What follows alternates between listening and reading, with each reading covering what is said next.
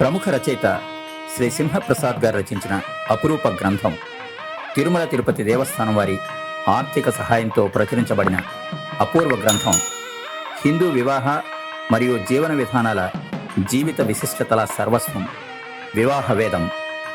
వివాహవేదం రచన సింహప్రసాద్, చదువుతున్నది కొప్పర్తి రాంబాబు.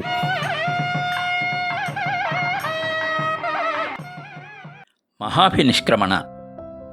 పుట్టుక ఉన్న ప్రతిదానికి చావు ఉంటుంది.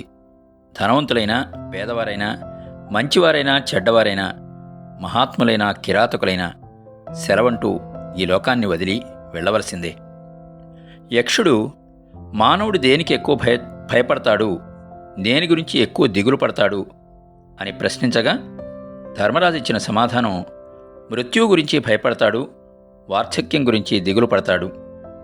దిగులు పడినా వార్ధక్యం వస్తుంది, భయపడినా మృత్యు వచ్చి తలుపు తడుతుంది. అది సృష్టి ధర్మం. ఈ ప్రపంచమనే నాటకరంగంలో అంతా పాత్రధారులే. తమ తమ పాత్రల్ని చేయగలిగినంత బాగా చేయాలి, పూర్తి కాగానే వెళ్ళిపోవాలి. ఇది అర్థం చేసుకుంటే దిగులే ఉండదు, ఉండేదంతా ఆనందమే. కాలాన్ని సద్వినియోగం చేసుకుని చిరునగవుతో మహాభినిష్క్రమణకు సిద్ధమయ్యేవారే ధన్యులు. ఎవరూ అతీతులు కాదు. పుట్టుట గిట్టుట కొరకే. జాతస్వహి ధ్రువో మృత్యు. పుట్టినవారికి చావు తప్పదు. మరణాన్ని వాయిదా వేయలేరు, వ్యతిరేకించలేరు, దాక్కోనూ లేరు. మరణాన్ని తప్పించుకోలేరు. ప్రేమామృతం తనివి తీరా తాగినా సరే మరణం తప్పదు. చనిపోవడం తథ్యం గనుక దాని గురించి కాకుండా ఎప్పుడు ఎలా అన్నదే ఆలోచించాలి. చావు అంటే అంతా ఉంటారు, అన్నీ ఉంటాయి, అతడు లేక ఆమె తప్ప. అనివార్యమైన మరణం గురించి దిగులు పడడం, భయపడడం, శోకించడం అనవసరం, వ్యర్థం. నిజానికి మనిషి బతికి ఉన్నంతకాలం వారి దరికి రాదు మరణం. అది వచ్చేసరికి వారు ఉండనే ఉండరు. జీవించడం, మరణించడం ఇవి రెండూ కాదు, ఒకటే జీవితం. పెరిగి పెరిగి చివరికి మృత్యురూపంలో వికసిస్తుంది, అంతే. మరణం కాలానుగుణంగా సంభవించే పరిణామం. అందుకనే చనిపోయినప్పుడు కాలధర్మం చెందారు అంటారు. పశ్చాత్తాపపడాలి. అవసాన దశలో తప్పులు, నేరాలు, పాపాలు దారుణమైన అశాంతికి గురిచేస్తాయి, ఆందోళన పెడతాయి. భగవంతుడు ఎలాంటి శిక్ష విధిస్తాడో అన్న భీతి కుదిపేస్తుంది. చేసిన పాపాలకు పశ్చాత్తాపపడాలి, ప్రాయశ్చిత్తం చేసుకోవాలి. దిద్దుకోగల అవకాశం ఉంటే వినియోగించుకోవాలి. పోయేటప్పుడు పట్టుకుపోయేది ఏదీ ఉండదు. ఎన్ని కోట్లు సంపాదించినా చిల్లిగవ్వ కూడా తీసుకువెళ్ళలేరు. ఎంత ప్రేమ ఉన్నా ఒక్కరూ మనతో రారు. ఒంటరిగా వచ్చాం, ఒంటరిగానే వెళ్తాం. ఈ లోకంలోకి వచ్చేటప్పుడు శరీరమైనా ఉన్నది, పోయేటప్పుడు అది కూడా వదిలి వెళ్లాల్సిందే. ఏమాత్రం వీలున్నా చేసిన తప్పులు కొన్నైనా దిద్దుకుంటే కొంతైనా మనశ్శాంతి దక్కుతుంది. చనిపోయాక తిట్టుకునేవారి సంఖ్య, శాపనార్థాలు పెట్టేవారి సంఖ్య కొంతైనా తరుగుతుంది. అదే సమయంలో అద్భుత క్షమాగుణం ప్రదర్శించాలి. అన్యాయం, అధర్మం చేసిన వారిని నిండు మనస్సుతో క్షమించాలి. ఎవరి పాపం వారు అనుభవించక తప్పదు అని అనుకోవాలి. మనసులోంచి ద్వేషభావాన్ని తుడిచివేయాలి. దైవస్మరణ. ఇన్నేళ్ళు ఎలా గడిపినా, నాస్తికులుగా మసిలినా చివరి దశలో మాత్రం దేవుడు ఉంటే బావుణ్ణు అని అనిపిస్తుంది. ఆ తర్వాత దేవుడు ఉన్నాడన్న విశ్వాసము కూడా కుదురుతుంది. ప్రశాంత మరణం అనుగ్రహిస్తే బావుణ్ణు, వైతరిని దాటిస్తే బావుణ్ణు అని కూడా అనిపిస్తుంది. ఆ ఉత్తరక్షణాన భక్తిభావం పొంగి పొర్లుతుంది. ఆ దశ కన్నా ముందే దైవస్మరణ ప్రారంభించాలి. భగవద్గీత పఠించాలి లేదా వినాలి. ప్రాపంచిక చింతన వదిలి ఆధ్యాత్మిక చింతనలోనే గడపాలి. అలా చేస్తే మృత్యుభయం తగ్గి తీరుతుంది. మానసిక బలం పెరుగుతుంది. మనస్సు ప్రశాంత కాసారమవుతుంది. దేవుడు చల్లగా చూస్తాడన్న కోరిక, తృప్తి మనిషి పాలిట శ్రీరామరక్ష అవుతుంది. జన్మరాహిత్యమో కోరుకుంటారో, మళ్ళీ మనిషిగా పుట్టాలనే కోరుకుంటారో అది వారి వారి ఇష్టం. పునరపి జననం. ఆత్మకి చావు లేదంటారు. ఒక చొక్కా విడిచి మరో చొక్కా ధరించినట్టు ఆత్మ దేహాల్ని మారుస్తూ ఉంటుంది అంటారు. పునరపి జననం, పునరపి మరణం. పుట్టుట, చనిపోవుట, మళ్ళీ పుట్టుట మళ్ళీ చనిపోవుట ఇదో చక్రభ్రమణం తిరుగుతూనే ఉంటుంది. ఆ మాటలో ఎంత నిజం ఉందో తెలీదు, కానీ మళ్ళీ పుడతామంటే ఏదో ఆశ, మరేదో ఆనందం, ఇంకేదో భరోసా కలుగుతాయి. చనిపోయినా పర్లేదు మళ్ళీ పుట్టేస్తాంగా అన్న భావం ఎంతో సంతృప్తినిస్తుంది, మరణానికి దాసోహమయ్యే ధైర్యాన్నిస్తుంది. అందుకే పెద్దలు పునర్జన్మ ఉందని చెబుతూ ఉంటారేమో మరి. వంశవృక్షం. ఒకటి మాత్రం నిజం, చనిపోయినా కానీ కొడుకుల్లో, మనుమల్లో, మునిమనుమల్లో మనిషి బ్రతికే ఉంటాడు. వారి రక్తం తరతరాలుగా కొనసాగుతుంది. బహుశా అందుకే ఆత్మకి మరణం లేదన్నారేమో.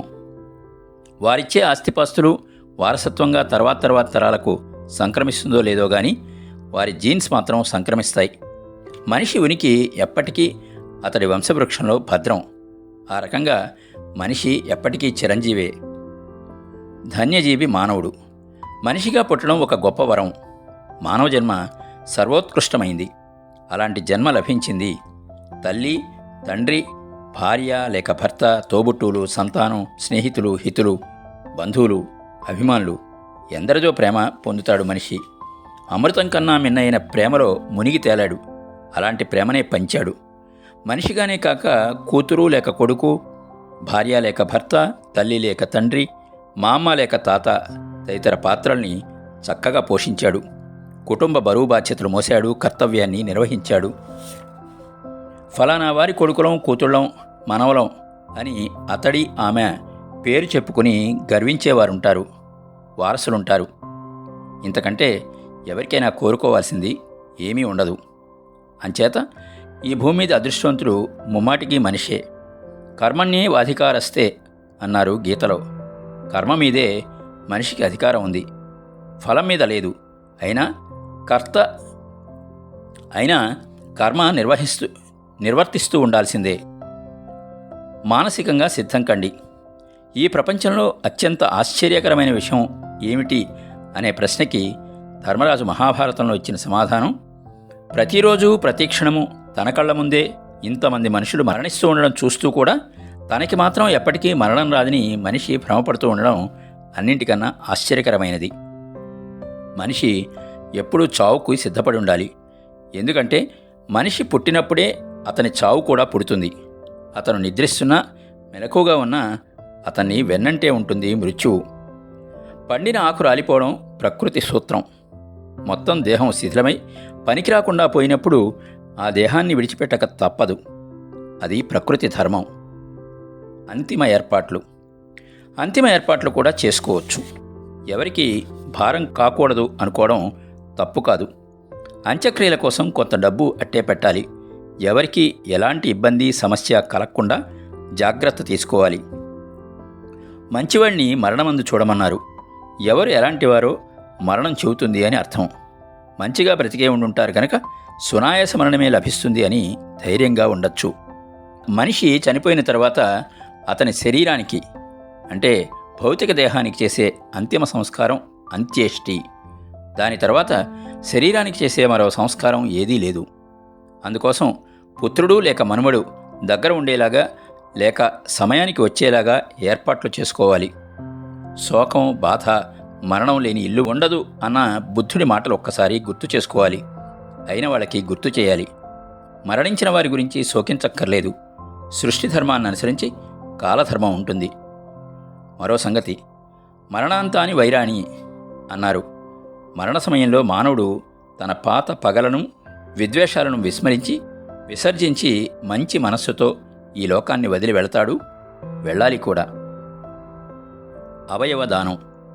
చనిపోయాక కూడా బ్రతికించే అద్భుత అవకాశం ఒకటి ఉన్నది. అది అవయవదానం. కళ్ళను దానం చేయొచ్చు. ముందే అనుమతి ఇచ్చినా ఇవ్వకపోయినా చనిపోయిన 6 నుండి 8 గంటలలోపు ఫోన్ నంబర్ 1919కి లేదా 04023544504 మరోసారి చెప్తాను. ఫోన్ నంబర్ 1919 లేదా 040 హైదరాబాద్ ఎస్టీడీ కోడ్ 23544504కి తెలియపరిస్తే స్వచ్ఛంద సంస్థల డాక్టర్లు వచ్చి తీసుకువెళ్తారు. 2 అభాగ్యులకి దృష్టి ప్రసాదిస్తారు. నేత్రదానం ఇస్తే మొత్తం కళ్ళను పెరికించి వేయరు. నల్లగుడ్డుపై నుండే కార్నియా మాత్రమే తీసుకుంటారు. బీపీ, షుగర్ ఉన్న కాట్రాక్ట్ ఆపరేషన్ చేయించుకున్నా సరే నేత్రదానం చేయొచ్చు. శరీరంతో పాటు కళ్ళు కాలిబూడిదయ్యే బదులు ఇద్దరికీ చూపు ప్రసాదించడం, ఆ రకంగా చనిపోయాక కూడా మరొకరి కళ్ళలో కాంతినివ్వగలడం మహాదృష్టం. తీవ్ర అనారోగ్యంతో బాధపడుతూ కోమాలో ఉంటే లేదా బ్రెయిన్ డెడ్ కేసుల్లో నేత్రాలు, మూత్రపిండాలు, ఊపిరితిత్తులు, కాలేయం, గుండె మొదలైనవి దానం చేయవచ్చు. ఇందుకు బంధువులు చొరవ తీసుకోవాల్సి ఉంటుంది. ఈ లోకాన్నించి నిష్క్రమిస్తూ నలుగురికి జీవితాన్ని ఇవ్వగలగడం శరీరానికి, జన్మకి ధన్యతను చేకూర్చుకోవడమే.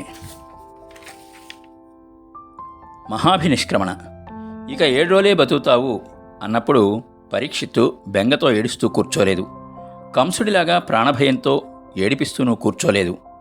భాగవత శ్రవణం ద్వారా చనిపోతానన్న స్థితి నుంచి తాను శరీరాన్ని విడిచిపెడుతూ ఉన్నాన్న స్థితికి చేరాడు. మరణం సమీపించిన వ్యక్తి శరీరాన్ని విడిచేటప్పుడు ఎట్లాంటి భావము ఉంటే అట్లాంటి గతే కలుగుతుంది అంటుంది శాస్త్రం. అందుకే మరణావస్థలో ఉన్న వ్యక్తి చుట్టూ చేరి బంధువులు భగవన్నామస్మరణ చేయాలి అంటారు. మరణ సమయంలో భగవంతుని భజిస్తే సద్గతి కలుగుతుందని పెద్దల ఉవాచ. జీవుడు శరీరం నుంచి ప్రాణాలతో వెళ్ళిన తర్వాత శరీరాన్ని శాస్త్రవిధిని అనుసరించి దహనం చేయాలి. అంతిమ సమయంలో ఓంకారం స్మరించాలని వేదం చెబుతోంది. ఓం అంటే రక్షకుడు అని అర్థం. ఓం నామాన్ని స్మరించడం వల్ల శరీరంలోని ప్రాణాలకి ఊర్ధ్వగతి కలుగుతుందని ఋషివాక్కు. మృత శరీరాన్ని దహనం చేసినప్పుడు అది దేహంలోని మూలతత్వాలు, పంచభూతాలు, పృథివీ, జలం, అగ్ని, వాయువు, ఆకాశంలో కలిసిపోతాయి. ఇది మరణధర్మం. అంచేత ఈ ప్రపంచం నుంచి మౌనంగా సెలవు తీసుకోవాలి. తలవంచుకుని నిష్క్రమించాలి. తృప్త మనస్సుతో కన్నుమూయాలి. తమసోమా జ్యోతిర్గమయ, మృత్యోర్మ అమృతంగమయ.